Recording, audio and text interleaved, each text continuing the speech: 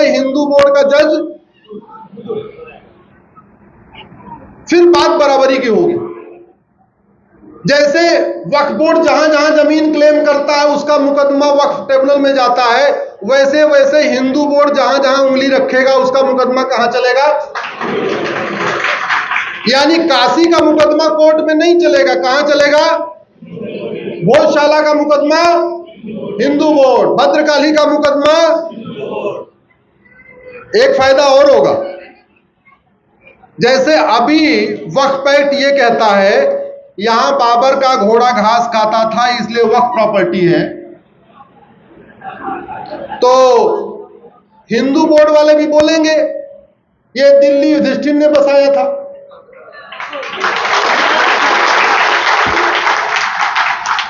ये पूरा का पूरा राम की भूमि है, भगवान राम ने तो पूरा अखंड भारत बनाया था ना।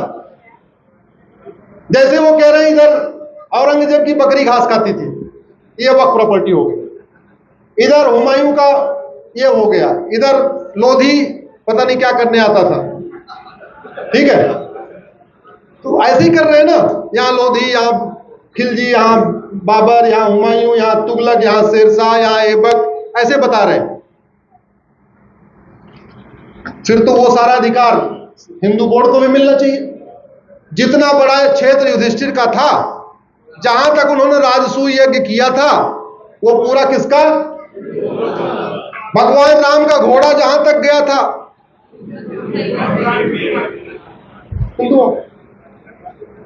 जिसको गाजियाबाद कहते हैं, पहले गजप्रस्थ था। पांडवों ने 5 गांव मांगा, उसमें से एक गांव गाजियाबाद था, जिसको गजप्रस्थ थे। तो पूरा पूरा गाजियाबाद किसका? भगवान कृष्ण ने दूसरा गांव मांगा था तिलप्रस्थ, जिसको आज की डेट में फरीदाबाद कहते हैं, तो पूरा फरीदाबाद किसका? भगवान कृष्ण ने तीसरा गांव मांगा था पानप्रस्थ, उसको आज की डेट में पानीपत कहते हैं, तो पूरा पानीपत किसका? चौथा गांव उन्होंने मांगा था सोनप्रस्थ, जिसको आज की डेट में सोनीपत कहते हैं, तो सोनप्रस्थ किसका? और 5वां गांव था इंद्रप्रस्थ, इंद्रप्रस्थ को आज की डेट में दिल्ली कहते हैं, पूरा दिल्ली किसका? जौनपुर का नाम पहले जमदग्निपुरम था, तो पूरा जौनपुर किसका?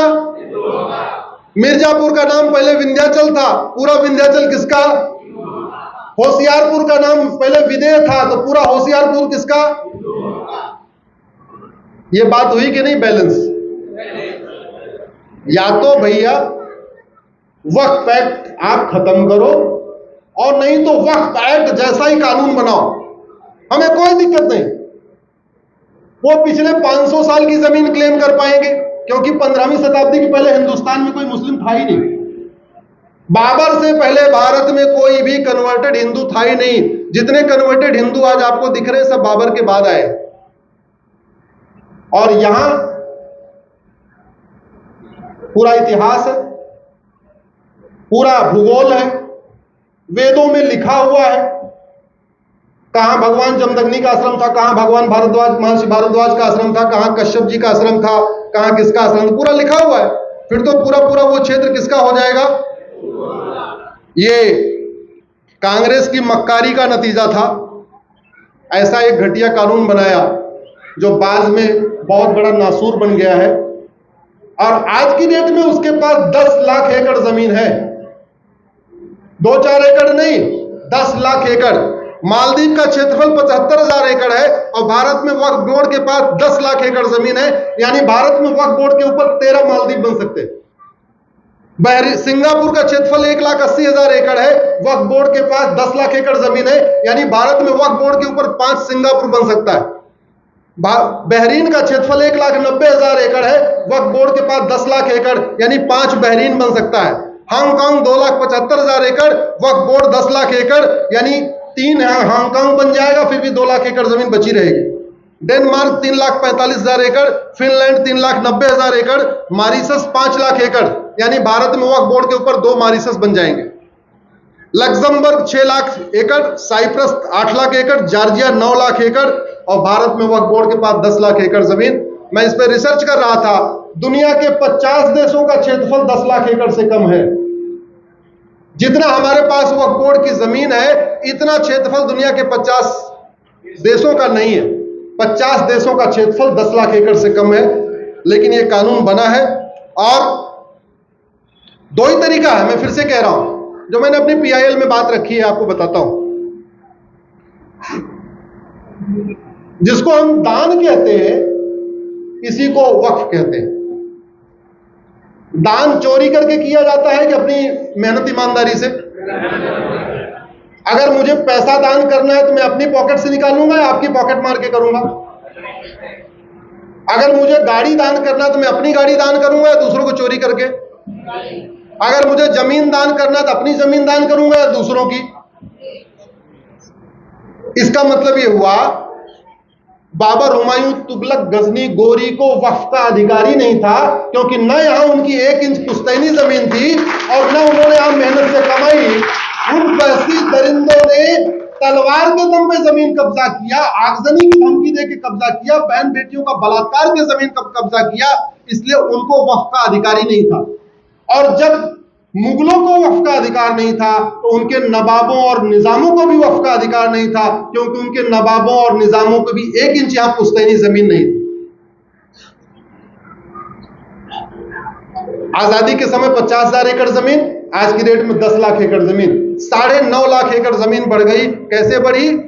जंगलों पे कब्जा, पहाड़ियों पे कब्जा, नदियों पे कब्जा, खेत खलिहानों पे कब्जा, गांव की ऊसर जमीन पे कब्जा, गांव की बंजर जमीन पे कब्जा, जो शादी विवाह के लिए जमीन छोड़ी जाती है उस पे कब्जा करते करते करते करते 10 लाख एकड़ जमीन हो चुकी है।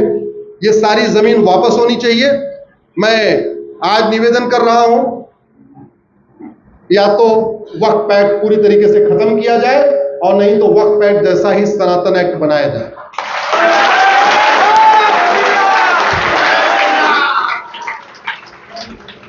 अगर आपके गाड़ी के पहिए में 44 छेद हो जाए तो आप पंचर बनवाते या पहिया बदलते?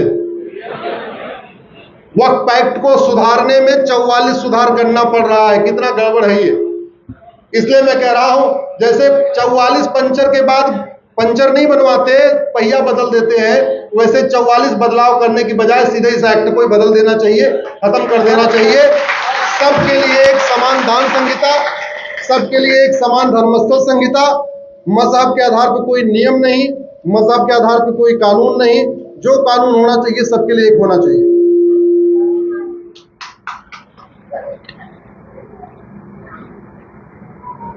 टाइम पूरा हो गया?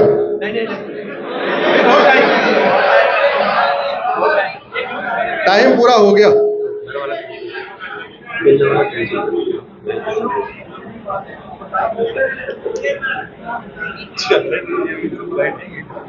छह बजे तक वो नहीं, 6 बजे तक रहे, कोई हिलेगा नहीं।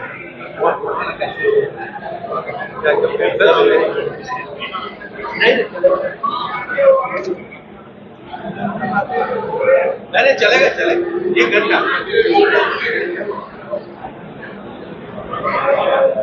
चलो फिर थोड़ा आपको मैं होमवर्क भी दे देता हूं। आप में से कितने लोग फेसबुक यूज करते हैं? सब यूज करते हैं। आपने अभी तक अपने फेसबुक पे अपने जान पहचान के अपने रिश्तेदार नातेदारों को जोड़ा होगा। मैं आज आप लोगों से आग्रह कर रहा हूं, जो 5000 की लिमिट है ना, उस लिमिट को पूरा होने दीजिए।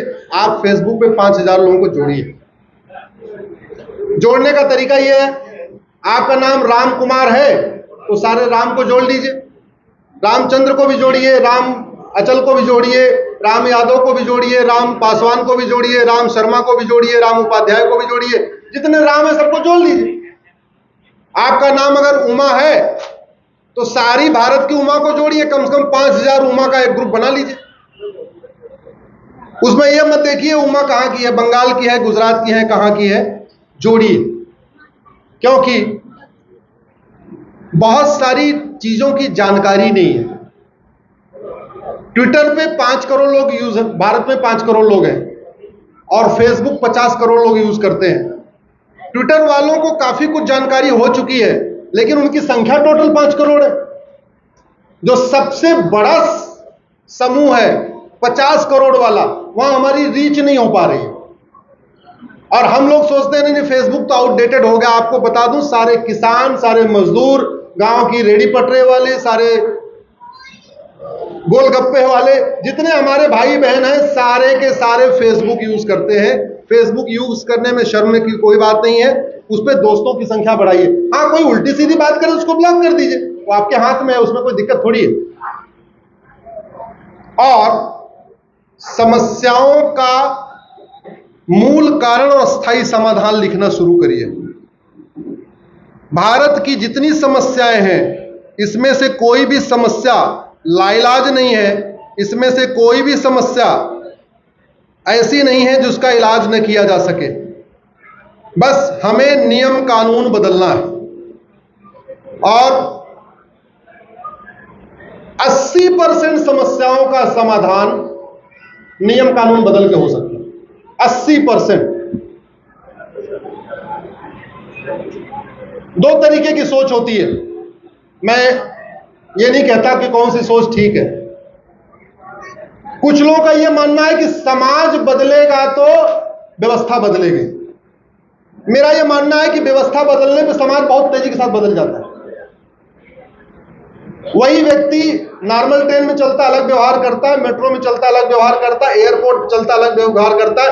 व्यक्ति वही है, केवल रेल का नियम बदला, मेट्रो का नियम बदला, एयरपोर्ट का नियम बदला, उसके व्यवहार में परिवर्तन आ गया।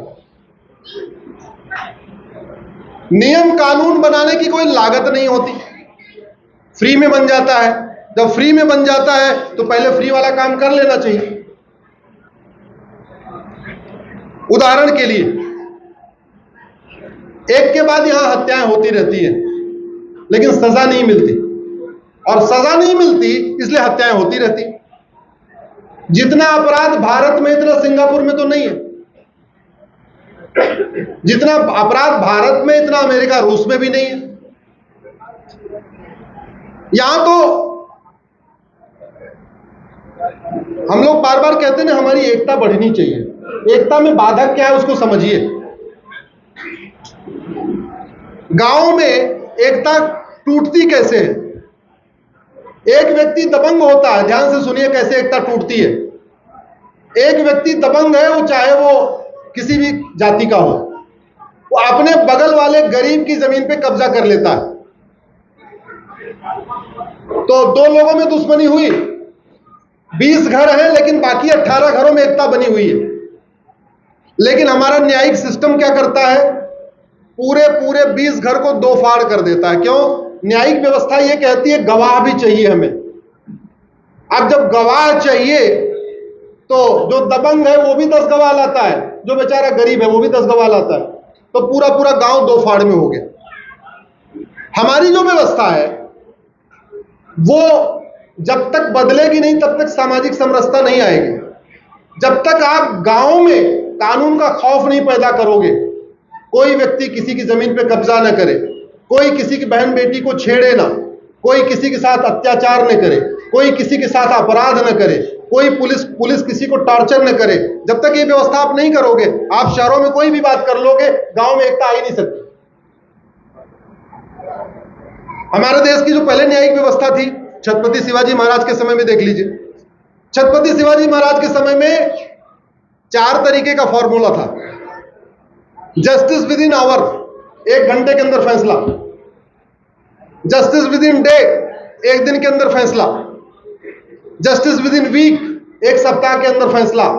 और कुछ केस होते थे जो थोड़ा लंबा चलते थे, तो उसकी जो टाइमलाइन थी जस्टिस विद इन मंथ थी, 1 महीने के अंदर फैसला हो जाएगा। छत्रपति शिवाजी महाराज के समय में कोई भी मुकदमा 1 महीने से लंबा चला ही नहीं। रानी अहिल्याबाई होलकर के राज्य में कोई मुकदमा 1 महीने से लंबा चला ही नहीं। राजा विक्रमादित्य के समय में कोई मुकदमा 1 सप्ताह से लंबा चला ही नहीं। यह हमारी व्यवस्था थी। और आज अब हो क्या रहा है? एक गरीब आदमी जमीन पे कब्जा करता है, एक दबंग। गरीब क्या करे? मना करता है, वो नहीं मानता, वो अपने अड़ोस पड़ोस के 4 को इकट्ठा करता है, उसका विरोध करता है। दबंग पुलिस वाले को 10,000 रुपए देता है, FIR करवा देता है। FIR हो गया, वो जेल गया। अब मुकदमा शुरू होता है, इधर से 10 गवाह चाहिए, उधर से 10 गवाह चाहिए। मुकदमा चलता है 30-40 साल तक। तो 40 साल तक वो गांव 2 फाड़ में टूट जाता है।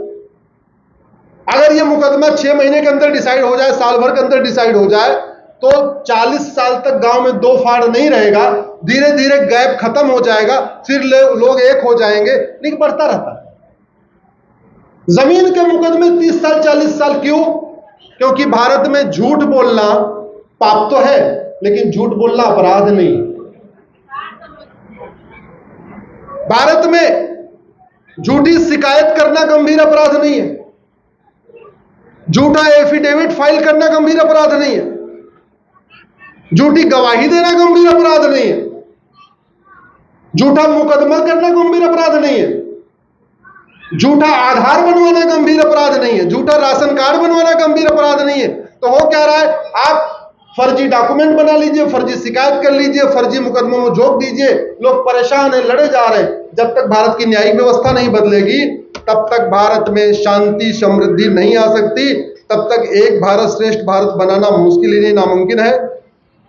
मेरे साथ पीछे वो खड़े हुए हैं राजकमल जी, मुझे इशारा कर रहे हैं कि अभी यहां से इस्कॉन मंदिर भी पहुंचना है, इसलिए आप बात को अपनी खत्म करो। तो मैं अपनी बात खत्म कर रहा हूं, आप लोग जोर से उठ जाइए। मैं आगे आगे कुछ बोलूंगा, आप दोनों हाथ उठा के बोलिए, मुझे चाहिए आजादी, हमें चाहिए आजादी।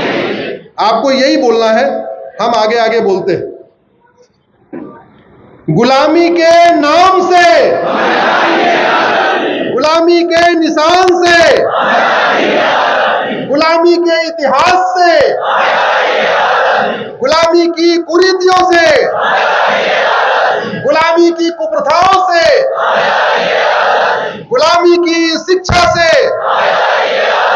गुलामी की चिकित्सा से, गुलामी की पुलिस व्यवस्था से, गुलामी की न्यायिक व्यवस्था से, गुलामी की चुनाव व्यवस्था से, गुलामी की संस्कृति से, घूसखोरी कमीशनखोरी से, नशा तस्करी मानव तस्करी से, माओवाद नक्सलवाद से, अलगाववाद आतंकवाद से, जिहाद मजहबी उन्माद से, रोहिंग्या बांग्लादेशी घुसपैठ से, जिहादी मिशनरी धर्मांतरण से, लैंड जिहाद लब जिहाद से, मजहब के आधार पर योजनाओं से, मजहबी नियम कानूनों से, मजहबी बोर्ड मजहबी मंत्रालय से।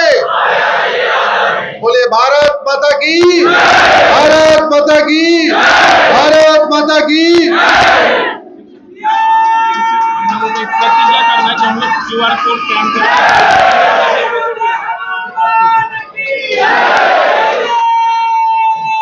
अब मैं कार्यक्रम के समापन भाषण के लिए धन्यवाद प्रस्ताव के लिए माननीय रविंद्र सिंह जी से रिक्वेस्ट करता हूं कि आप